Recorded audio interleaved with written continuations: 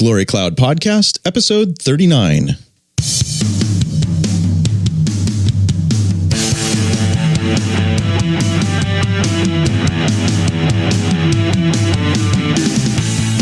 Well, stay tuned, everyone. We've got an exciting interview this week.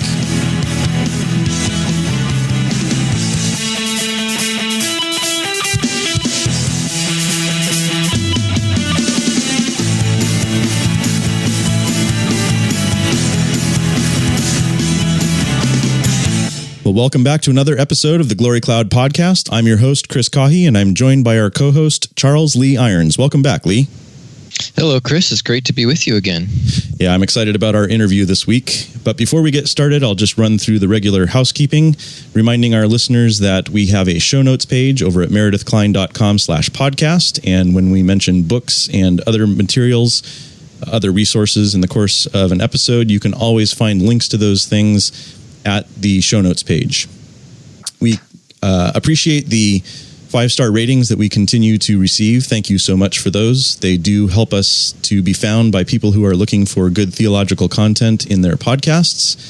And if you appreciate what we're doing and you'd like to help contribute to the monthly cost of hosting the audio files, there is a donate button at meredithklein.com/podcast on the right-hand side of the page. Today we have another special guest with us, the Reverend Dr. Byron Curtis. Byron did his undergraduate degree at Geneva College, his Master of Divinity at Reformed Theological Seminary in Jackson, and his graduate studies in Hebrew and Semitics at Duke University, and his PhD at Westminster Theological Seminary in Philadelphia. He is an ordained minister in the Presbyterian Church in America, and he is currently full professor of biblical studies at Geneva College. Today we're going to talk to Byron about the chapter that he contributed to the book titled The Law is Not of Faith, as well as some of his other writings. Byron Curtis, welcome to the show. Glad to be here. Thank you for the invitation. Yes, we're very pleased to have you. So, Byron, let me just begin by reading a little bit of the context of Hosea 6, since we're going to be talking about Hosea 6, verse 7. And we'd like to ask you to give us some of your insights into this passage. But let me just read a little bit of the context there. Hosea 6, verse 4. What shall I do with you, O Ephraim? What shall I do with you, O Judah? Your love is like a morning cloud, like the dew that goes early away. Therefore I have hewn them by the prophets. I have slain them by the words of my mouth, and my judgment goes forth as the light. For I desire steadfast love and not sacrifice, the knowledge of God rather than burnt offerings. But like Adam, they transgressed the covenant. There they dealt faithlessly with me. So we'd like you to explain to us your research on this verse, Hosea 6, verse 7. You did a masterful job in your contribution to The Law is Not of Faith, edited by Brian Estelle, John Fesco, and David Van Drunen. Can you just give us a little bit of context here, the debate over this theological concept of republication, the idea that the Mosaic law is in some sense a republication of the Adamic covenant of works. Why is this verse here so important to this debate? Well, I was asked to contribute to the book in a chapter that would deal with the prophets. Do the prophets of Israel have any texts that deal with this question, the prospect of republication? That is, that the Sinai covenant is in some ways, reasserting, republication is the term, stuff from the time of creation, of the Adamic covenant. And the only text that takes it up possibly is Hosea 6:7, but it's a disputed text. So ancient interpretations, ancient translations have gotten it two different ways. And in the 1890s, yet a third way got into print and influenced a lot of Bible translation. So what's the text mean? If you follow one set of versions, you get not a covenantal interpretation, but something very different. Some Septuagint suggests that, they're like a man violating an agreement. But if you follow Vulgate, Jerome's version from around 400 AD, you get, like Adam, they broke the covenant. Very theological statement. So is Israel like a man violating an agreement, like a contract, a business deal, or is Israel's sin like Adam in the garden? So Septuagint understanding and Vulgate understanding go two very different ways, all the way deep back in antiquity, and commentators have gone their various ways on it too. So is Hosea 6:7 a covenantal text about republication, comparing Israel to Adam, or is it not? So that was the question I finally settled upon to answer in that article. So my mandate was to deal with something in the prophets that deals with it. Well, this was the chief text. Okay, very good. You dealt with the history of interpretation there. Could you flesh out the three main interpretations of Hosea 6:7 for our listeners? Yes. All right. So in Septuagint, what we get is a rendering that sounds like this. They're like a person violating an agreement. There they despised me. Okay, so we're in the middle of Hosea, and we're denouncing the sins of Israel, in particular the northern kingdom. What are the Israelites like? They're like a person violating an agreement. So Septuagint puts it that way. But when Jerome comes along in roughly 400 to get a standardized Latin version for the Western churches, he rejects that. And he says, like Adam, they broke the covenant. There they betrayed me. So two different understandings of the text are deep in the history of interpretation. In the 1890s, though, Julius Wellhausen, a very astute but not orthodox scholar, published a commentary on the Minor Prophets in German. And in that commentary, he proposed yet another understanding. The Hebrew says, Adam, like Adam. Like Adam, they broke the covenant. Well, Wellhausen thought that maybe Adam was not the person and not mankind, the two understandings in Septuagint and Vulgate, but rather the village. Joshua 3 mentions a village called Adam or Adam, which is on the Jordan River about halfway up between the Dead Sea and the Sea of Galilee. It's a major crossing point between the two portions of Israel on either side of the Jordan River. And he thought the text might well have read Adam in Adam, that is, in the village of Adam, they broke the covenant. And since the other geographical terms in that passage out of Hosea talk about Gilead and the road to Shechem and things like that, all that's the same turf. That is, Gilead is one side of the river, and Shechem's on the hilltop on the other side of the river, and Adam is in their middle. And the crossing road between the two is right there at Adam. It's the ford in the middle of the Jordan. So Wellhausen thought that geographical understanding was stronger, especially because we had the word there, sham in Hebrew. There they have betrayed me. So that particle sham, that adverb of place, moved Wellhausen to say that it was in the village of Adam. All right, so by the 1890s, then we have three major alternatives. And 20th century Bible versions go all three ways. So what's this text mean? Is this text a statement about covenant theology, or is it not? And if it's covenantal, is it about the Genesis covenant in some way? Well, so all that was up in the air in the history of translation. And I set out in that article then to solve that problem.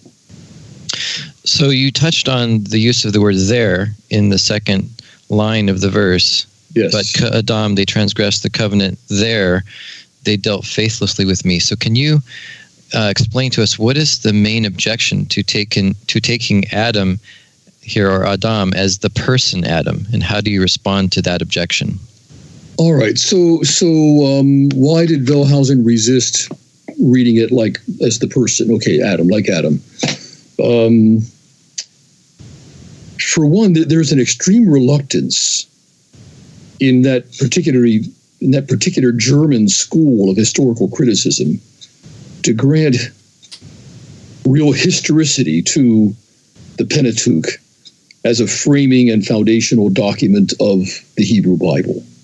For Wellhausen, the Torah follows the prophets in time and in theological order. not the other way around. So Wellhausen inherited that point of view from earlier German literary critics of the 19th century.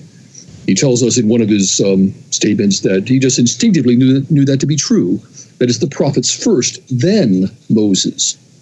So relating a line in Hosea to a previous tradition from Torah, from written Torah, no. For Wellhausen, the Torah is not finished until something like 400 BC, 1,000 years after our general date for Moses. And Moses is, this amorphous figure of legend rather than of history. That's Wellhausen. So he's the founder of the documentary hypothesis in its classic form, JEDP, the Yahwist, the Elohist, the Deuteronomist, the priestly writer. And this whole Pentateuch thing gets, pushed later and later in Israel and Judah's history. So to relate a Hosea text to a Genesis statement was very much not the way that Wellhausen wanted to go. So that was one of his powerful reasons, a negative reason. But there's also a positive reason, because in Hosea 6, he talks. The writer talks about. Let's see, what can I do with you, Ephraim? Now, Ephraim is mainly the biggest chunk of the northern kingdom on the west side of the Jordan. And then he says, verse 8, Gilead is a city of wicked men. Well, this might be Jabesh Gilead or Ramoth Gilead, two cities within Gilead, but Gilead is the turf on the opposite side of the Jordan. And Edom is the ford city between the two of them, but on the east side of the Jordan. So Gilead on the east, and Ephraim on the west, and Edom in the middle. And then they talk about, verse 9, let's see, a band of priests murdering on the road to Shechem. Now, the road to Shechem from Ramoth Gilead or Jabesh Gilead goes right through Adam, crosses the Jordan at the ford. It's a shallow middle section of the Jordan, and it goes up Wadi Faria, the roadway up there, and reaches the crest of the Ephraim hill country, and there's Shechem. So he's got a pretty powerful geographical model within our text. These references are all in the region of Edom, and Edom is the ford city on that road system. So he's got a powerful reason within the text to go geographic. Okay, so it's not just higher critical reasons; it's also some textual evidence there as well. Yes, and Wellhausen was a very fine textual scholar. You can't just dismiss him as being a German unbeliever in this higher critical mode. Reading Wellhausen is an exercise in detailed observation of the Hebrew text. He's got other stuff going on too, but it's a fine discipline to read Wellhausen carefully, which I had to do at Duke. I learned a vast amount reading Wellhausen very carefully, and high respect for the man's ability. His presuppositions are wrong and anti-supernatural, and he ended up resigning from his seminary position because he realized he was unfit for that work. But his ability in Hebrew text is immensely strong. So I have high respect for the work, and I have to pay attention to it. That's helpful. So then what's the main objection that scholars would offer to taking Adam as the place name, the city of Adam, and how would you respond to that objection? Well, in Western versions, Vulgate is immensely important. It's Latin. It's 400-ish, AD. It was the reigning Bible of the West for 1,000 years or more. It is the version that reformers grew up on, Protestant reformers, and that was the basis for many translations into European languages, including English versions like Wycliffe. And so that understanding of the text, like Adam, they broke the covenant. That's Vulgate. Okay, like Adam, they broke the covenant. That understanding is very strong within Roman Catholic interpretation and Protestant Reformation interpretation. Calvin, by the way, dismisses it as frigid. He doesn't give an argument. He calls it frigid, that Vulgate view. but the tradition is strong that Adam is the one named here. And elsewhere in Hosea, there's lots and lots of reference to Genesis and Pentateuch individuals and events. Hosea is the prophetic book that most abundantly cites or paraphrases or refers to events in Genesis and in the Pentateuch in general. No prophetic book does it more than Hosea for sheer density of references. So having a reference to Adam, the historical figure, then makes a lot of sense within Hosea. There are about 34 proper names in Hosea, place names and personal names, and a large number of them actually come from Genesis. So this gives strength to the idea that it's Adam himself who is named. So then, looking at these three different interpretations, like a man, like a human, like Adam, and at the city of Adam, of those three, how do you put those together? What's your interpretation of this verse? Okay. Well, when I began this project, I thought I was going to side with Wellhausen. A whole lot of modern versions have done it. Evangelical versions have done it. Recent commentaries by the conservative writers, okay, they've done it. They've gone with Wellhausen because there's a very plausible geographical argument in the text. That road to Shechem from Gilead, okay, passes right through Adam. It's a powerful argument in context. So when I began the work, I thought I was going to say, yes, Hosea 6:7 has nothing to do with Republication. You published that article. Have I done that? I don't know. But about halfway through the work, I realized that that when Hosea uses a personal or place name, a proper noun, chances are very strong that he's going to pun with it, double entendre, some kind of wordplay. And there's a dissertation from the 1890s by Emanuel Kasanowicz, which numbers and classifies the sound plays of the Bible. It was a Johns Hopkins dissertation, which I got hold of. And Hosea 6:7 is not much mentioned in that, but Hosea is richly mentioned. And he points out that Hosea is one of the best punsters in all the Bible. Frequency of pun, of double play, double entendre, it's immense in Hosea, more than almost any other biblical text. The minor prophets in general, I would say the Book of the 12, my preferred term. The Book of the 12 is rich in it, richer than nearly anything else. Genesis is also rich in it. So there are 34 proper names in Hosea, and I counted and discovered that 30 of them are punned upon. And some of them are punned upon in 6 or 7 ways, all within a couple of lines of text. Jezreel, for instance, in chapter 1, you have 5 or 6 meanings of Jezreel just within that section. Is astonishing. So this opened up the possibility to me that Hosea might be doing a double play. That is, it's the town of Adam and it's the person Adam. And there's a poetical form that was discovered in 1970 by Cyrus Gordon, a great Semiticist scholar who taught at Columbia University. And Gordon published what he called Genus Parallelisms. And you might remember in your Roman history classes, if you ever had such a thing, that Janus is the two-faced god, the two-headed god. One face greets you as you go out your door, and the other face greets you as you come into your door. And so January is the month of Janus, the two-faced god of entries and exits. So Gordon called such things a Janus parallelism. And in a Janus, a single word works both ways. It's a hinge word. Going into the text, it works one way. Coming out of the text, it works another way. So the meaning changes within the text. And there are symmetrical Januses, which are 3 lines. And in the middle of the 3rd line somewhere, you've got the hinge word, the Janus word. And in Hosea 6:7, I think we have what's called an asymmetrical Janus. And Adam is the hinge word. So here's my, do you want to hear my proposed translation? Yes, please. Yes, please. Okay, so here it is. Like their ancestor Adam, they broke the covenant. Like the residents of the town of Adam, they double-crossed me there.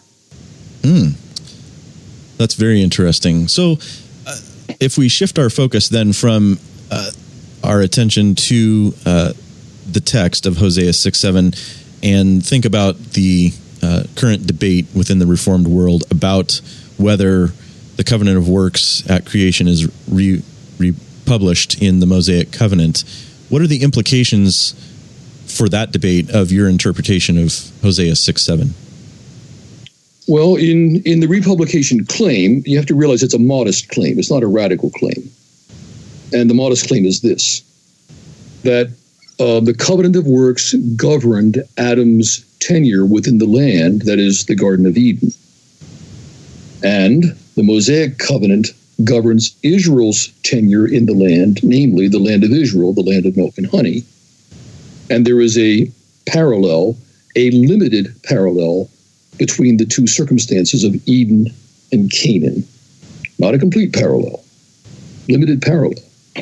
And so in that parallel, Adam breaks the covenant and loses the land. That is, he loses Eden. Israel breaks the covenant of Moses and loses the promised land. So if there's any particular text that links these two into a single prophetic statement or biblical statement, that would be a very important text. And Hosea 6:7 is indeed the text that does that. So like Adam, that is the individual, they broke the covenant. And there, that is in the village of Adam, and in general in the land of Israel, okay, they were unfaithful to me there. And so the breaking of the Adam covenant and the breaking of the Moses covenant both result in expulsion from the land. So that's the parallel. That's, I think, truly found in Hosea 6:7. And that's the essence of the republication thesis in modest form. Right. Do you have any other theological insights that you'd like to share in terms of how to understand that basic principle that the Mosaic covenant governed Israel's retention of the land? How did that work in the midst of post-fall redemptive history? Yes, in the context of the covenant of grace. Yeah. So, because the Moses covenant is essentially a ministry of the covenant of grace. Klein makes that point. People somehow fail to see this within Meredith Klein's work, but it's very, very important in Klein that the Moses covenant is a ministry of the covenant of grace. So how can there be a works principle within a covenant of grace? Well, it's explicit in Moses. In Leviticus, for instance, 18. After a long list of laws against the abominations of the Canaanites, Moses says, the land vomited them out. It's interesting that it's put in past tense. So the land itself vomited them out because of these atrocities. And if you Israelites do the same thing the Canaanites do, the land will vomit you out as it vomited out the Canaanites who were before you. So their land tenure, holding the land of milk and honey, is tied to keeping Mosaic Torah. Fail to keep the Torah, and out you go. Now, this is not perfect obedience. In the case of the garden, Adam, perfect obedience, and a circumstance of original righteousness and original innocence, which is under the probation of testing by the tree of the knowledge of good and evil. That testing was to be temporary and to result in a promotion to everlasting immortality and glory. But Adam, our first parents, failed. Okay, they lost the garden. Israel's fallen, but being redeemed. Again, we're not talking about perfect obedience there. That was true for Adam. But perfect obedience for Israel is not in view because, of course, you've got the evening sacrifice and the morning sacrifice and the new moon sacrifice and the Sabbath sacrifice and the Passover lamb and the Day of Atonement sacrifice and the Feast of Tabernacles with 480 some animals sacrificed. Okay, so all these Israelites know that there's sacrifice for sin.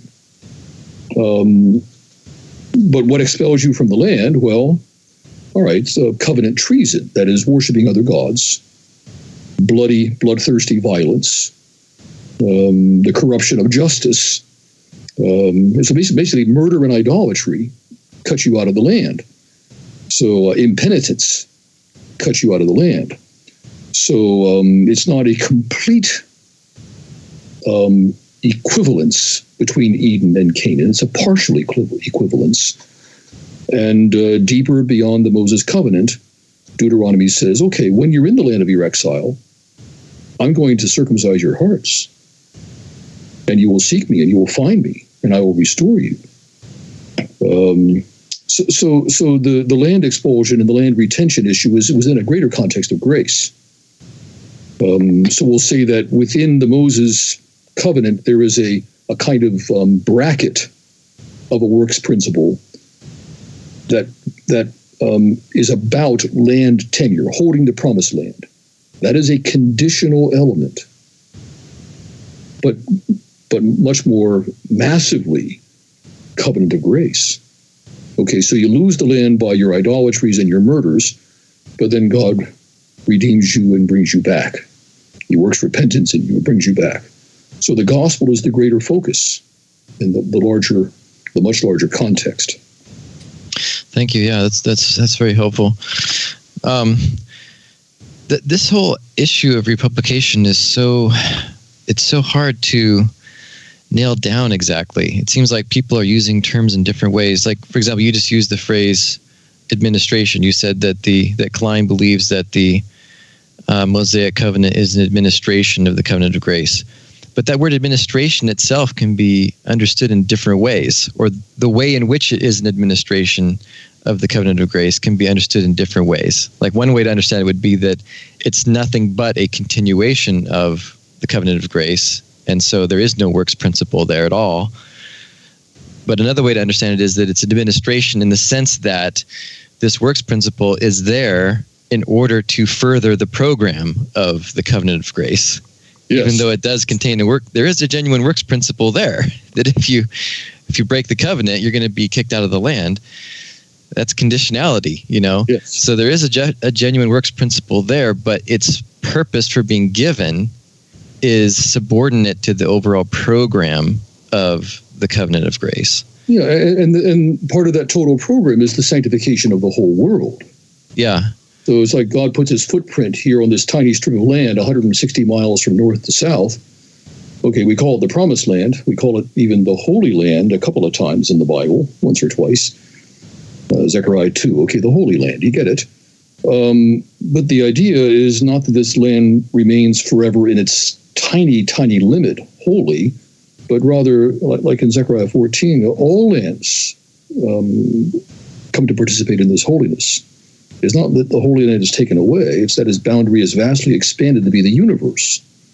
And by the end of the Bible, the whole universe is the holy temple of God, and we live there face to face with God in a vastly expanded Holy of Holies, the New Jerusalem, that perfect cube, a great metaphor for the total holiness of God's people worldwide.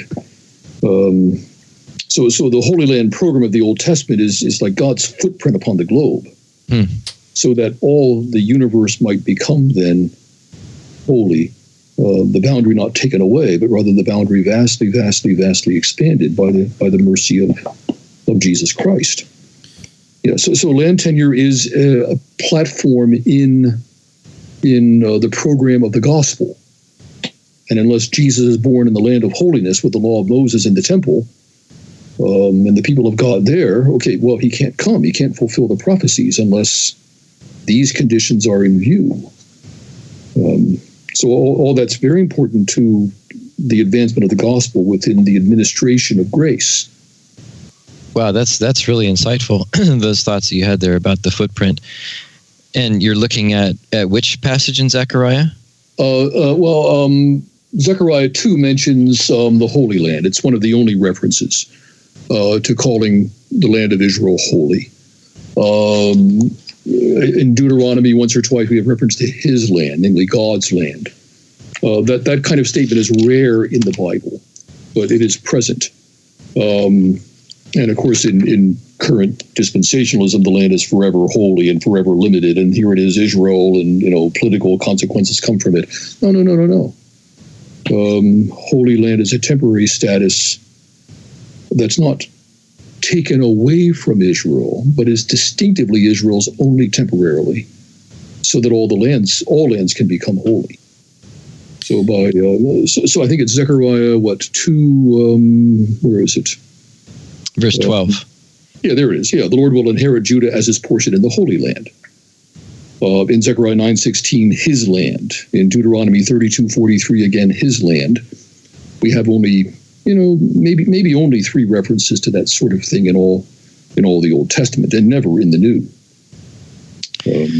So then as you read the prophets, focusing not just on the book of the 12, but all the prophets, as they look ahead to the restoration of Israel after the exile, you would interpret those as eschatological. You'd interpret those as referring to the ultimate restoration of all things, the new creation, the new heavens and the new earth. It's like your article on prophetic idiom.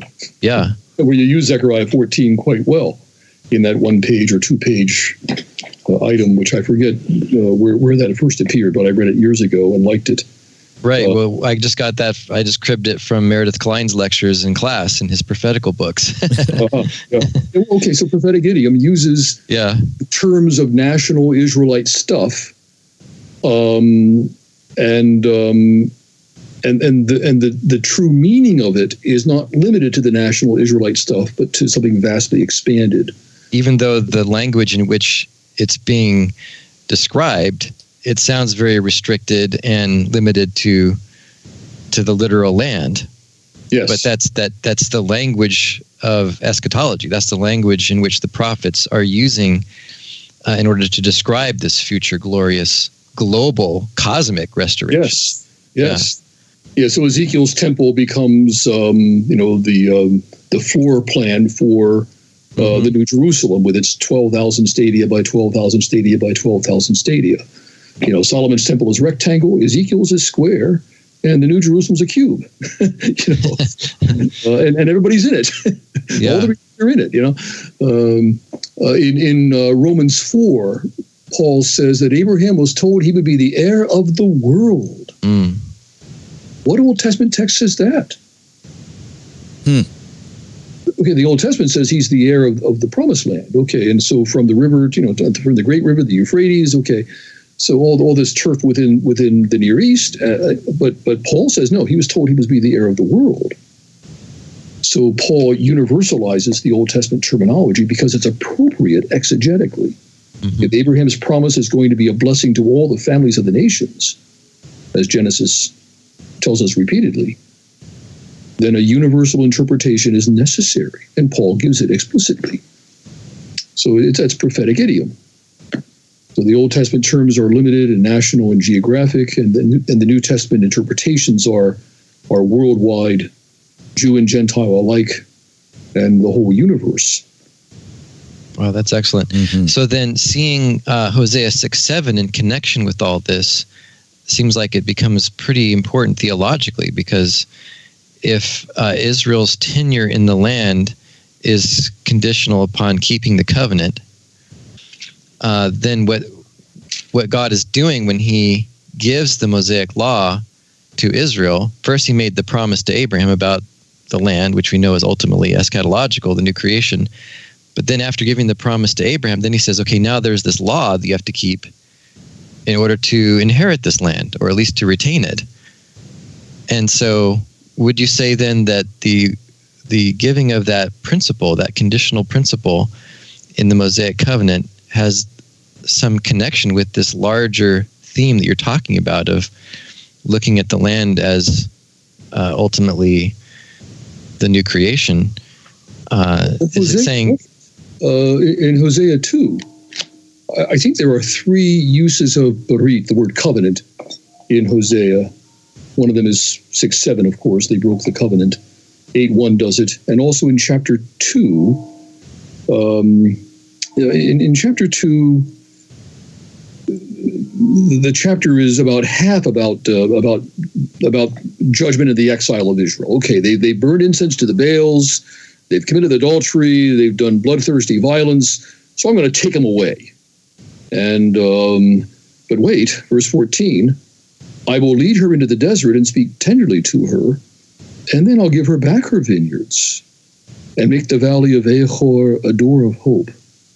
The valley of Achor seems to be a reference to Achan, and that event in the book of Joshua where that man and his family are stoned. In that day you'll call me my husband. You'll no longer call me Baali, my Baal. You'll call me my husband. And in that day, verse 18, I'll make a covenant for them with the beasts of the field and the birds of the air and the creatures that move along the ground. Okay, so covenant, verse 18, chapter 2 of Hosea, and it's a covenant with the animals, the critters. And bow and sword and battle I will abolish from the land, that they may all lie down in safety, and I will betroth you to me forever, betroth you in righteousness and justice. I'll betroth you in faithfulness, and you will acknowledge the Lord. Oh, it's gorgeous. Okay, so the marriage that Israel had violated by going to bed with Baal, the wrong husband, the wrong God, okay, it's going to be reversed in grace. You get back your vineyards, you get back your land, you're at peace with the animals, and you're married to the right God at last and forever. But it's land.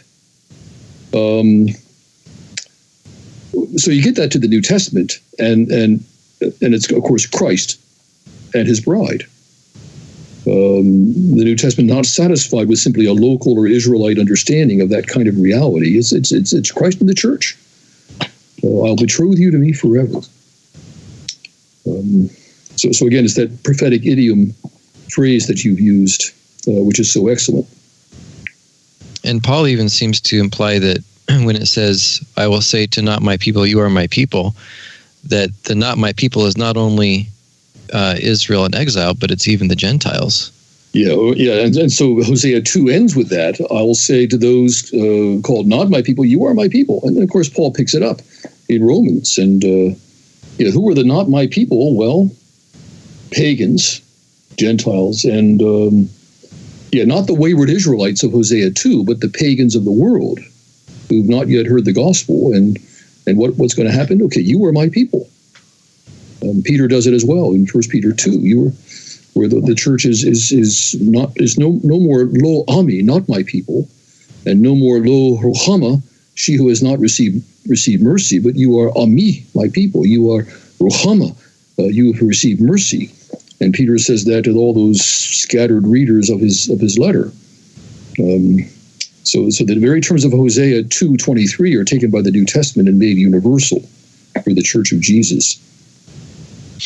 Amen. Well, it's great to see all those biblical theological connections.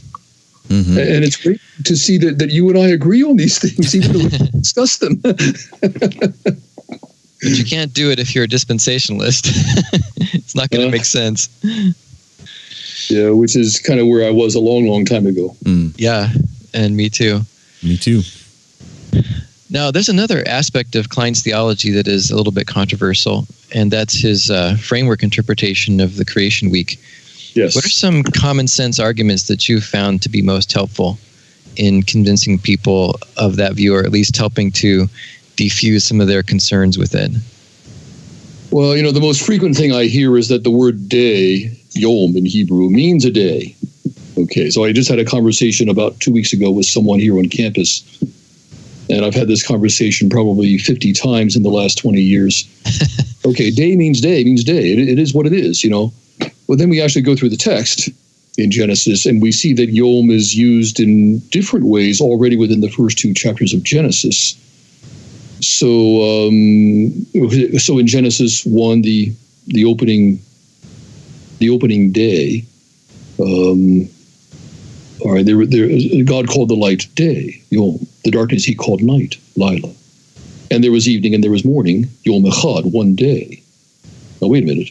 If the light is day, but the evening and the morning together are day, already that's 2 different senses of day within just 2 lines of text, and you're the first paragraph of the Bible. So the claim does not sustain itself. But then further, what's the first event in this creation story? Yehi or, let there be light, and there was light, and God saw that the light was good, and God called the light day. But wait, we count the day though, evening and morning. That is, darkness begins the day in Israelite view because of this creation text, and sunrise to sundown is the rest of the day, in the Israelite view. So you count day one, evening and morning. But what preceded day one? Let there be light.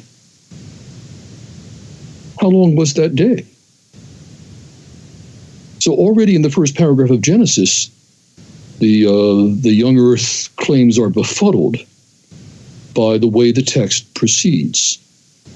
Furthermore, we don't have Yom Rishon, first day. We have Yom Echad, which is, I think, best translated one day. The other days in Genesis 1 all have ordinal numbers, that is, 2nd, 3rd, 4th, 5th, 6th, and 7th for chapter 2. But the first day does not have first, it has one. It has the cardinal number. The number is Echad, one, rather than Rishon, first. So that's strange. Why is there a syntactical difference between the first day and the rest of them? And then one more observation, definite articles. We use the definite article, the day, to designate a particular day. But in Genesis 1, the definite articles are withheld until day 6. So we have evening and morning one day, evening and morning a second day, evening and morning a third day, a fourth day, a fifth day. At last with the sixth day, we have evening and morning the sixth day, Yom HaShishi, the sixth day. And we have Yom HaShavi'i, the seventh day. And these are the only two that have the definite article. A lot of Bible versions just gloss that over and make it all the same in English. The first day, the second day, the third day, etc. But the Hebrew does not do that. There are two syntactical differences in the series of the days. The one is the change from cardinal number, that is absolute number, 1, to the sequence numbers, 2nd, 3rd, 4th, 5th, 6th. And the other is the syntactical change from no definite articles, days 1 through 5, to days 6 and 7 with a definite article. Why are there two syntactical changes in the sequence of days? So this raises a severe objection against reading all the days as alike in their character or duration. It allows you room to play with time. Mm. So all that's just in the Hebrew text. If people would only read if people would only learn the Hebrew, if people would read the Hebrew who actually insist upon these things, they would show that they would know that they have some difficulty dealing with the data of the Hebrew. There's more that can be said about that from chapter 2 and from the letter to the Hebrews as well. But when I point these things out to people, they say, oh. And they're surprised because they've never heard anything like it. But it's there in the text. It's not invented. It's there in the text. That's really interesting. What do you take to be the significance of the sixth day? Well, in Kyle and Delish's commentary, they say this is the culmination of the sequence. Okay, the work is complete. All right, that might be so. In our usual use of the word of the definite article in Hebrew or various languages, including English, the definiteness of the thing referred to, so the book rather than a book. It's almost like saying this book. So definite article for the definite referent. So I raised the question of whether this is a reference to ordinary time now arriving with day 6. So now we have the human being in the world, a timekeeper, a historian, a clockmaker. It's a bit like Mark Twain's Diary of Adam and Eve when Adam suddenly wakes up and says, day 1 Adam time. So, that's good. That's Sam Clemens doing that 100 and some years ago. Day 1 Adam time. Okay, so measurable time.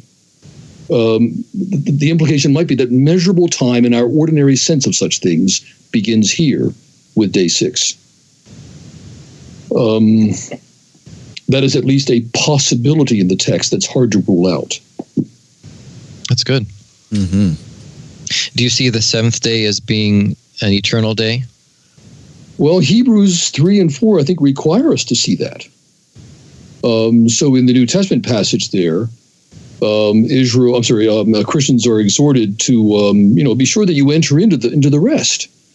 the rest that God has offered. And consider those Israelites who did not enter into the land of rest because they rebelled against him in the wilderness. So Psalm 95 is quoted repeatedly. And today, if you hear his voice, do not harden your hearts. And today. And then the writer says, and somewhere someone once said that on the seventh day God rested. There therefore remains a Sabbath rest for the people of God. So the exhortation in chapter 3 and 4 is to enter into that Sabbath day of rest. And how do you enter into it? By faith in Jesus. So in Hebrews 3 and 4, it's very clear, if you pay attention, that the seventh day of Genesis is considered an everlasting day, and you enter into it. And so the Jesus who says, "Come unto me, all you who labor and are heavy laden, and I will give you rest." Right, coming to Jesus gives you Sabbath rest, and you enter into God's Sabbath. It's the Sabbath day. And the reason the Hebrews writer can say it this way is because all the other days end with a conclusion. There was evening and there was morning, and then you number the day. Okay, the sixth day. But in the seventh day, there is no reference to evening and morning. So the literary figure of closing the day is absent in Genesis 2, the first three verses, where the seventh day account is contained. So this allows the writer to say, the everlasting Sabbath, enter into it by faith. So Hebrews 3 and 4, I think, require us to interpret the seventh day as everlasting. Yeah, I appreciate that. Switching gears a little bit, you've mentioned Zechariah a few times in our conversation, and I see that you've published a book on Zechariah titled Up the Steep and Stony Road, which I believe was your PhD dissertation. Can you tell us a bit about it?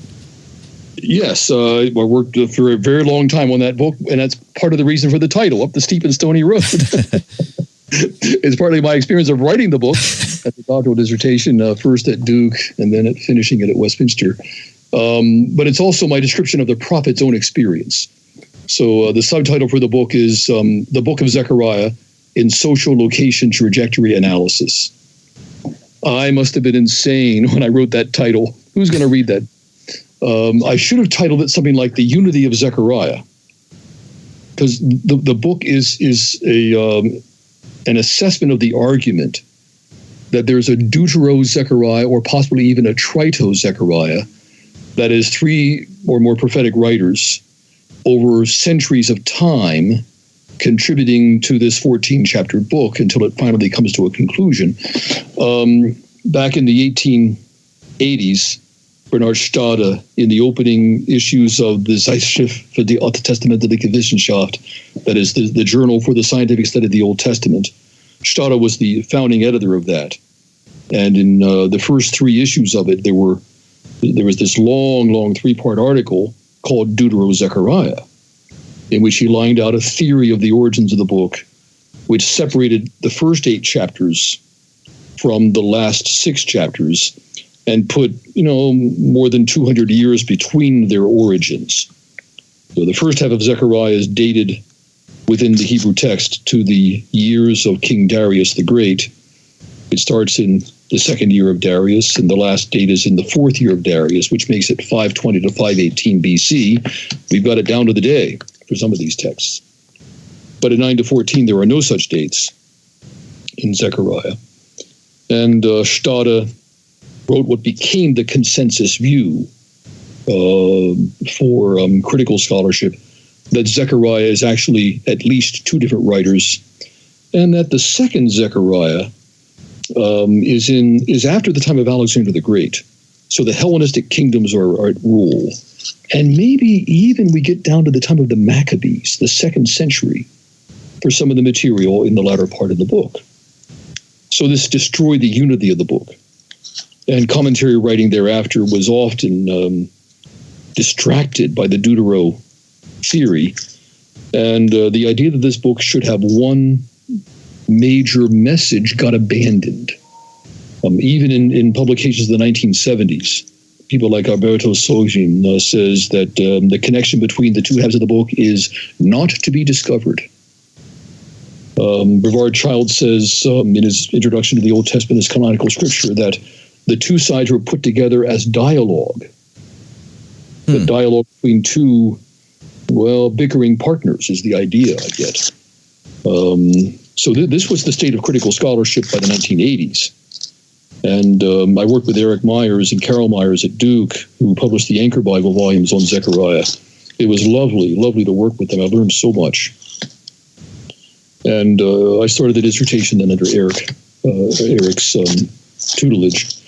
And in Eric and Carol's work, all of Zechariah should be viewed as Persian period, which means, okay, the Persian Empire is on the throne, and Alexander hasn't come marching through yet, and all of Zechariah can be put within the first half of the Persian imperial rule in Jerusalem, which makes it between 520 and 450 or so.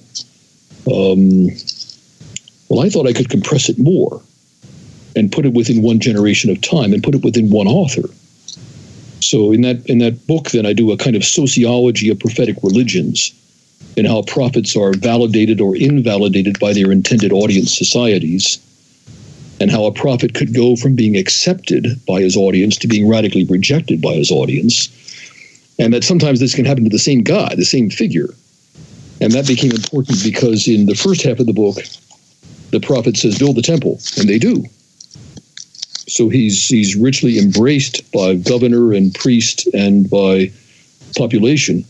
But in the second half of the book, he seems to be a deeply rejected figure. So I hated the flock. They hated me. I won't be your shepherd anymore. Pay me my 30 pieces of silver. Chapter 11 of Zechariah, which is severance pay for a fired shepherd. So the idea of a radically rejected figure dominates the second portion of the book. So that reinforced the idea that they had two different Zechariahs, one who was accepted, one who was rejected. But I've known plenty of pastors who were accepted first and then later rejected. And I thought that this was a silly, excessive theory, and the whole book could be understood as from one generation and from one mind, if we understood the dynamics of how prophets interacted with their intended audiences. So my book is halfway. Half of it is a sociology of prophetic religions regarding how prophet figures are accepted or rejected, and I've got case studies from various portions of the world of how people who purport to be prophets get themselves validated or rejected or both. And then in the second half of the book, I exegete all of Zechariah in light of that social model. And I make it plausible, I believe, to say that, just on even on naturalistic presuppositions alone, you can understand all this book as from one prophetic author in the early Persian period. So that's what that dissertation was. It was an attempt to argue in linguistics, history of the Hebrew language, history of religious ideas, and the sociology of religion, that one author could be responsible for all this material in the early Persian period in Jerusalem. That sounds very interesting. I'd love to read that. It took me a long time to do. It took every ounce of energy and wit I had to get it done. I'm sure. I should have written a far more humble dissertation. I wanted to write the irrefutable book. Of course, that can't be done. So my dissertation was too proud. But it did get done eventually in a humbler form. It got published by the Society of Biblical Literature. So it's in the series called Academia Biblica, number 25, which was the revised SBL dissertation series in the 1990s and 2000s. So it got very prominent publishing, and got reviewed in major journals, and that was very sweet. That's wonderful. We'll include a link to it in the show notes. Yes, thank you. So, Dr. Curtis, what are you working on now? Well, I've got a long-term project on the history of the interpretation of Zechariah. So I've done work in Septuagint and Targums and early Christian interpretation, patristic commentaries, and eventually I want to publish a survey of the history of the interpretation of this very strange book. I've got an article forthcoming also on Calvin as interpreter of the prophets and Calvin on Haggai. And I hope to have one eventually, a Calvin on Zechariah.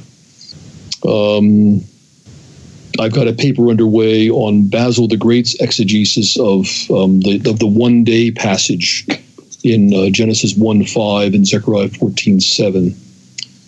And I've been working also on chronology in the prophets in the Renaissance.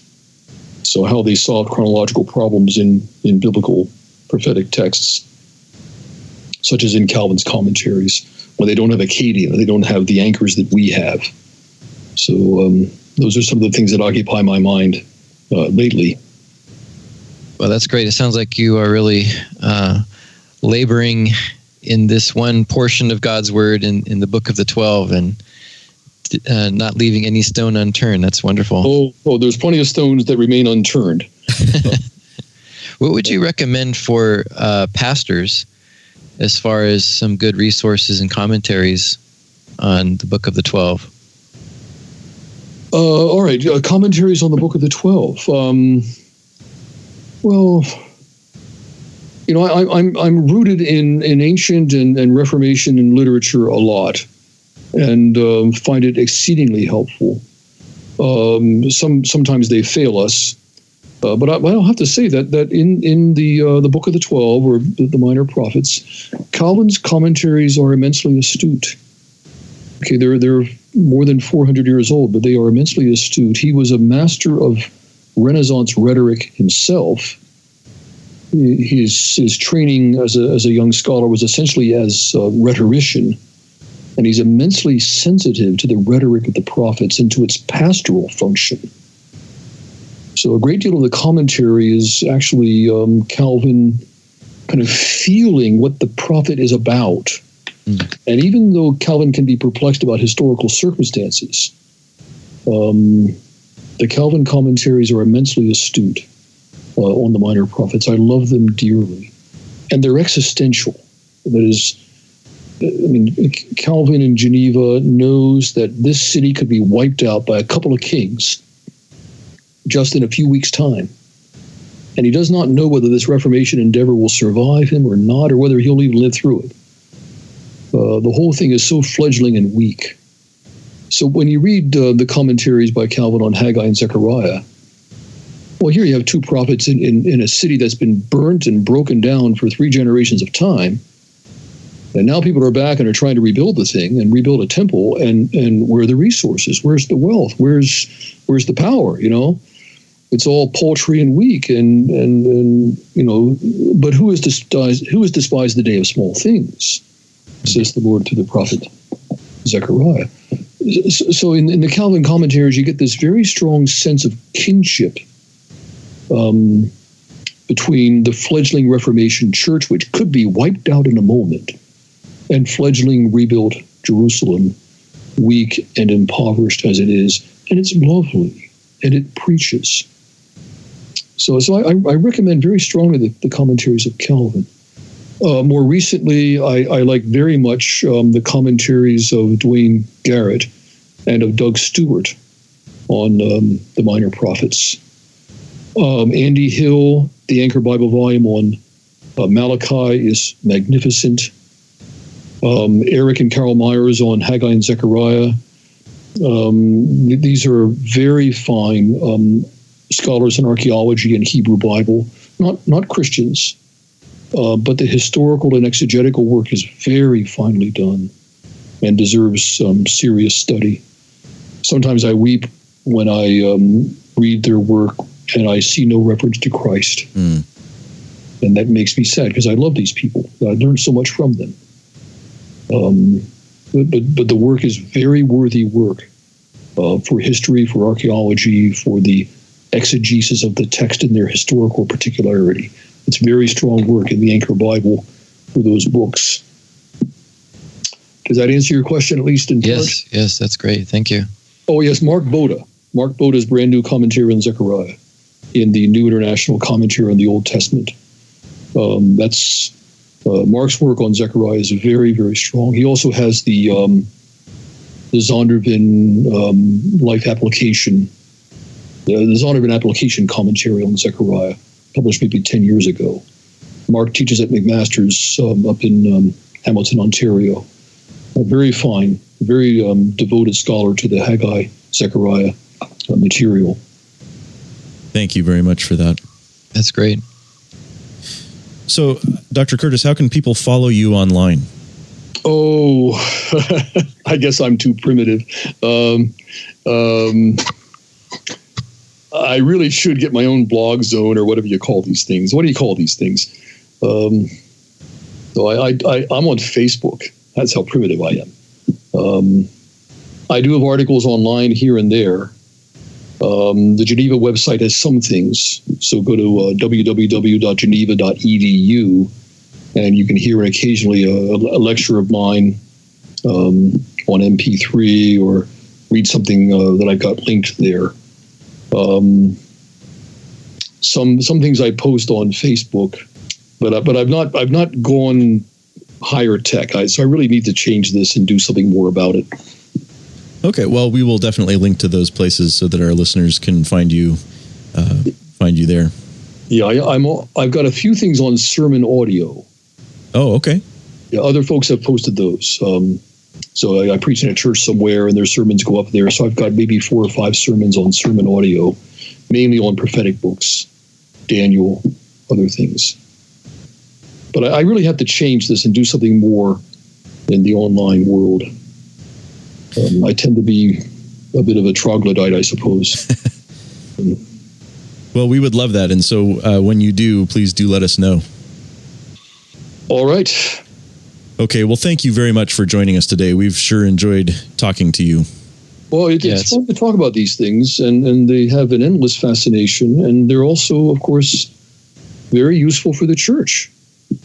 And indeed, God's word that we're dealing with. And it's lovely and precious and beautiful. Absolutely.